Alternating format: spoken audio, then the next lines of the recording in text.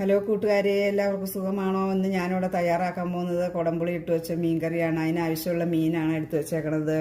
ഉള്ളി, വെളുത്തുള്ളി, ഇഞ്ചി, പച്ചമുളക്, കരിയാപ്പല, 4 സ്പൂണ് കാശ്മീരി മുളക് പൊടി, 1 സ്പൂണ് എരിവുള്ള മുളക് പൊടി, 1 സ്പൂണ് മല്ലിപ്പൊടി, മഞ്ഞൾപ്പൊടി. അപ്പോൾ എടുത്തു വെച്ചേക്കണ സാധനം ഞാൻ വരട്ടാൻ പോവാണ്. അതിന് മുമ്പ് 2 ഉലുവ ഇട്ട് പൊട്ടിച്ച് വരട്ടുന്നു.